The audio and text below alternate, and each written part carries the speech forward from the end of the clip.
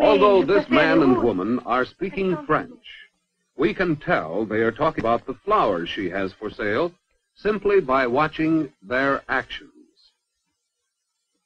Action is a language, and it is a universal language. You understand the meaning of the Muslims kneeling in prayer, or the Italian guide showing tourists around. We use the language of action all the time in our daily lives. Unconsciously, our bodies respond to our feelings. And consciously, too, we use action to tell others what we mean. In public speaking, the language of action has three parts. The first is posture, the way you stand and hold your body. A poised, well-balanced body position is best. Weight is principally on the balls of the feet. Posture has much to do with what you say to the audience. You can see what changing body position means, how distracting it can be. Closely related to movement is gesture, the third part of action.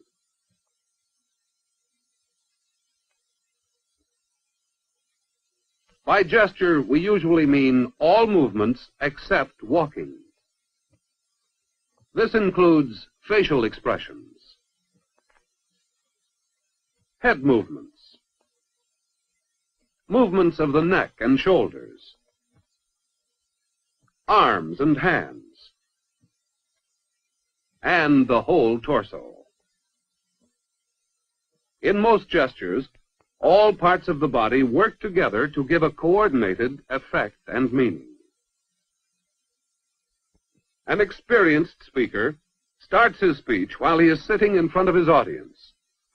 His posture while sitting, his first movement to the front to speak, these actions tell the audience about his attitude. Ladies and gentlemen,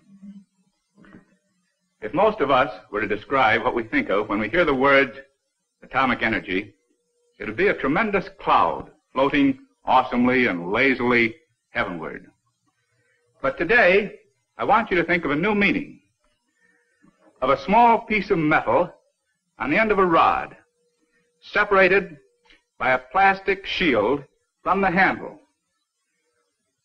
When a doctor's hand holds this atomic dagger against a wart or small tumor, it performs an act of surgery, destroying the tissue, and in a few days, the tumor disappears. Naturalness, control, effective technique. These typify good use of the language of action. Sometimes we see speakers who use gestures, but without adequate control. A big one. I don't know, maybe 50 feet, maybe more. But when it came down, it made a big crash. Such gestures and movements call attention to themselves and detract from the speech. When you speak, you call on the skills you have gained through practice, skills in using the language of action.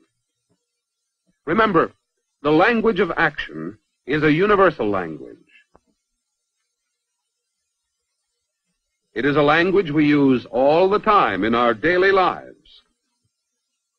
It uses posture, movement, and gesture to convey meanings.